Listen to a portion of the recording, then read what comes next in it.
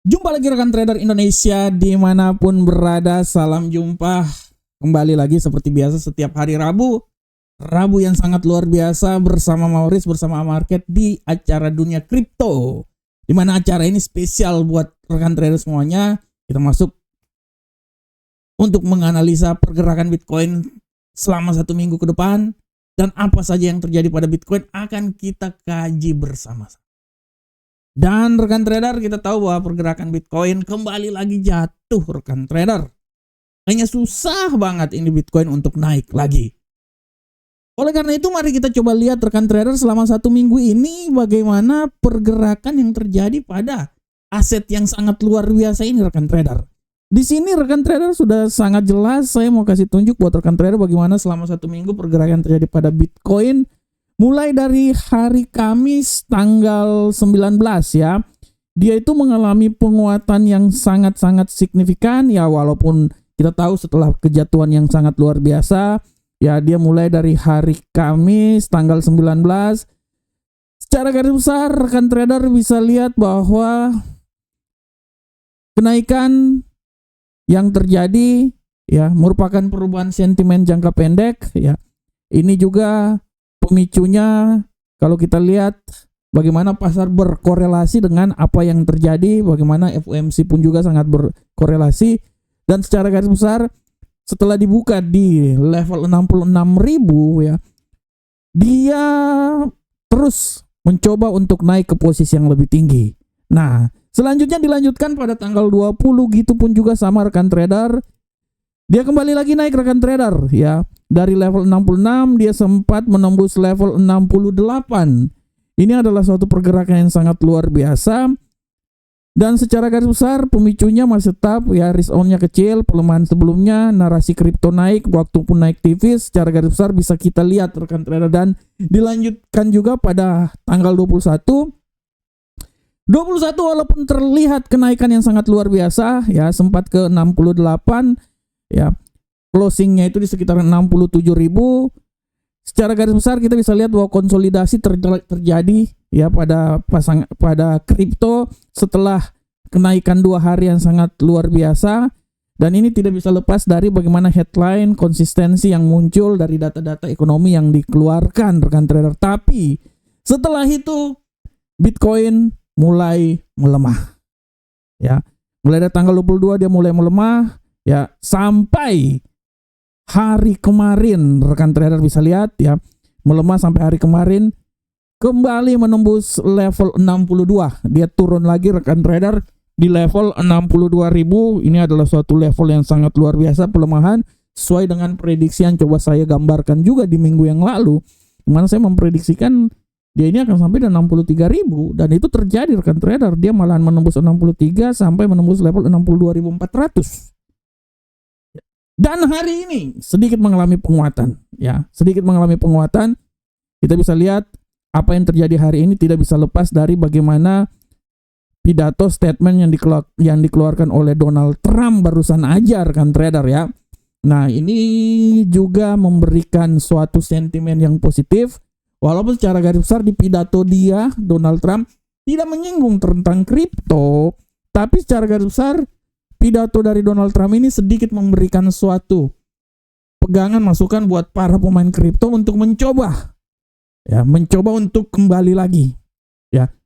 Sehingga dari sini kita bisa lihat bahwa selama 1 minggu kesimpulan yang paling luar biasa adalah, pertama, penyebab utama dari Bitcoin ini dia bisa naik dan turun ya sampai level 68, terus dia kembali lagi turun ke 62 adalah, pertama adalah mode risk off makro, di mana perang tarif yang terjadi di saat hari Jumat, MA-nya Amerika membatalkan tarif Donald Trump. Begitupun juga tensi geopolitik, ketidakpastian ekonomi. Nah, ini juga yang memberikan suatu penurunan yang sangat tajam ya, mulai dari tanggal 22, 23 sampai tanggal 24 ya. Ini merupakan suatu yang sangat luar biasa yang terjadi. Dan kesimpulan berikutnya kita bisa lihat bahwa likuidasi yang terjadi di mana mempercepat gerak turun saat volatilitas yang sedang naik ya. Ini juga merupakan suatu eh, tanda-tanda suatu alasan kenapa Bitcoin ini dia mengalami pelemahan yang sangat signifikan ya. Dia mengalami pelemahan yang sangat signifikan. Nah, ini rekan trader secara garis besar ini menimbulkan suatu pertanyaan ya. Ini menimbulkan suatu pertanyaan buat kita bahwa apakah Bitcoin ini masih punya peluang yang sangat besar untuk kembali jatuh lagi rekan trader. Nah, kalau saya lihat rekan trader ya secara garis besar Bitcoin ini belum ada tanda-tanda tentang pemulihan kembali untuk dia kembali lagi naik rekan trader. Hal ini secara garis besar rekan trader ya, secara garis besar kalau saya mau bilang ya, ini sabar saya keluarin ini dulu. Nah, secara garis besar kalau saya mau bilang rekan trader, kenapa sih bilang belum ada tanda-tanda? Karena banyak faktor rekan trader. Faktor yang paling utama itu ya selain ya kita bisa lihat ya geopolitiknya juga. Akibat geopolitik jadi risk off-nya itu terjadi ya. Semakin geopolitik terjadi semakin aset banyak dialihkan ke aset-aset safe haven seperti emas. Bitcoin tidak terlalu berpengaruh di sana rekan trader. Nah, ini juga yang membuat bagaimana Bitcoin di saat keadaan seperti kayak gini ditinggalkan ya. Belum lagi tarif yang terjadi. Nah, ini dia rekan trader ya. Ini yang merupakan tanda-tanda bagaimana Bitcoin ini agak sedikit tertekan sampai saat ini. Belum lagi rekan trader bisa lihat bagaimana permintaan institusional yang semakin memudar ya. Kalau rekan trader lihat di grafik yang coba saya bawakan buat rekan trader ya. Ini saya coba tunjukkan grafiknya dulu. Saya tunjukkan grafiknya rekan trader. Nah, ini rekan trader bisa lihat bagaimana pergerakan yang terjadi, permintaan institusional itu semakin agak berkurang rekan trader. Mulai dari tanggal 17, tanggal 18 keluar ya rekan trader, ini per hari ya. Tanggal 17, 18, 19 itu arus masuknya itu sangat sedikit malahan rekan trader. Arus masuknya itu udah mulai pada tanggal 20. Nah, ini sekitar 88 juta. Tapi setelah itu tanggal 23 harus keluar balik lagi rekan trader. Sebesar 203 juta rekan trader US dollar. Baru setelah itu tanggal 24. Nah, ini dia rekan trader. Agak sedikit penguatan. Nah, sehingga dari situ kita bisa lihat bahwa inilah yang membuat Bitcoin masih punya tanda-tanda besar untuk masih terus ya sedikit mengalami pelemahan. Kita tahu hari ini memang hari ini agak sedikit menguat karena itu juga tidak terlepas dari pidato yang dikeluarkan Donald Trump. Tapi secara garis besar kalau rekan trader lihat permintaan institusional yang seperti kayak gini semakin membuat Bitcoin itu agak sedikit tertekan ya. Semakin membuat Bitcoin agak sedikit tertekan ya rekan trader. Sehingga kalau kita lihat sangat wajar rekan trader bisa lihat Bitcoin ini secara teknikal pun juga ya. Bitcoin ini masih punya peluang untuk jatuh lagi ke level yang paling terendah. Dia masih susah, dia belum memperoleh pijakan yang utama hingga bisa membuat Bitcoin ini naik rekan trader. Belum ada pijakan yang benar-benar membuat Bitcoin ini naik ya. Ini yang harap diperhatikan oleh rekan trader semuanya ya. Nah, belum lagi rekan trader udah ada hawkish yang dipicu oleh The Fed setelah rapat pertemuan FOMC yang lalu. Nah, inilah nada hawkish ini yang membuat sentimen risk off terjadi. Sehingga kita bisa lihat bahwa belum adanya kesepakatan bahwa pemangkasan tingkat suku bunga itu kira-kira akan terjadi kapan ya.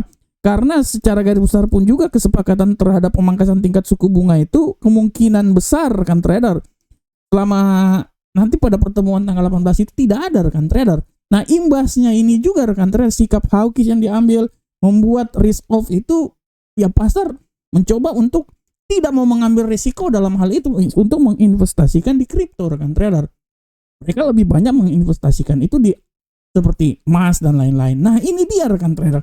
Inilah yang membuat bagaimana Bitcoin menurut saya sesuai tema kita pemulihan Bitcoin masih jauh. Ya saya masih sangat sepakat dan setuju bahwa memang Bitcoin masih sangat jauh untuk bisa kembali lagi naik ke level yang lebih tinggi. Dia masih akan tetap, kalau saya lihat rekan trader, Bitcoin ini masih tetap akan berputar-putar ya. Masih tetap di bawah 70.000 rekan trader. Saya masih bilang masih tetap di bawah 70.000 hingga minggu depan. Ya, karena pertama perang dengan geopolitik Amerika dengan ini juga belum benar-benar rekan trader ya. Belum benar-benar, sehingga dari sini saya bisa bilang bahwa kemungkinan dengan Iran ya masih ada peluang yang sangat besar bahwa Bitcoin masih bisa melemah. Nah, yang menjadi pertanyaan rekan trader ya, yang menjadi pertanyaan, bagaimanakah prediksi Bitcoin untuk minggu depan ya? Nah, untuk minggu depan saya langsung to the point, kita akan mencoba melihat prediksi Bitcoin untuk minggu depan. Nah, di sini saya coba langsung tunjukkan buat rekan trader. Menurut pemahaman kami, selama 1 minggu ke depan Bitcoin memang akan mencoba untuk naik ke posisi yang lebih tinggi, tapi peluang untuk melemah masih tetap ada. Oleh karena itu, secara garis besar saya bisa bilang bahwa Bitcoin masih terus mencoba untuk naik. Ya, masih terus mencoba naik. Ya, hari ini pun juga dia udah naik ya, walaupun udah sampai ke 67, dia akan mencoba sampai ke 70. Saya tidak mau bilang bahwa Bitcoin ini bisa sampai di level terjauhnya itu di seputaran 72.000 rekan trader. Menurut saya itu masih sangat jauh ya, masih sangat jauh. Tapi saya lebih mengambil suatu kesimpulan bahwa Bitcoin ini masih punya peluang untuk bisa naik walaupun tendensi bearish masih terus jalan. Di sini saya bisa bilang bahwa Bitcoin menurut saya dia masih punya peluang untuk naik ke posisi yang lebih tinggi hingga level 70. Itu ketinggian terakhir sekali, asal dia bisa benar-benar melewati level 68.227. Nah, di level sini rekan trader ya, ini saya tandain dulu. Nah, di saat level inilah yang bisa membuat Bitcoin naik ke posisi yang lebih tinggi dengan tujuan akhirnya menurut saya sampai minggu depan itu cuman berada di level 70.000 rekan trader. Yang menjadi pertanyaan, apakah Bitcoin masih punya peluang untuk kembali jatuh lagi? Ya, sangat tentu besar peluangnya rekan trader. Malahan saya bisa bilang bahwa Bitcoin sampai minggu depan tidak tertutup kemungkinan dia itu masih bisa melemah hingga level paling terendah di level 59.000, keluar dari zona 60.000. Nah, ini adalah pergerakan yang terjadi pada Bitcoin selama 1 minggu ke depan. Sorry rekan trader. Oleh karena itu rekan trader, ya. Oleh karena itu, sekali lagi saya mau bilang buat rekan trader bahwa pemulihan Bitcoin masih jauh. Walaupun tanda-tandanya sudah ada, tapi menurut saya pemulihan Bitcoin masih jauh.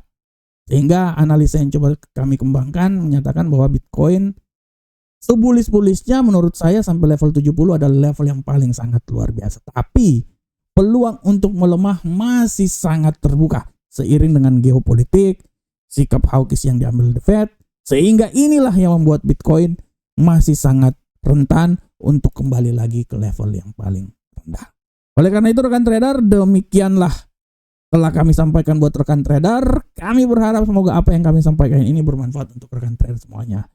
Semoga analisa ini memberikan suatu pegangan terhadap trading yang akan dilakukan oleh rekan trader, terutama investasi di Bitcoin selama 1 minggu ke depan.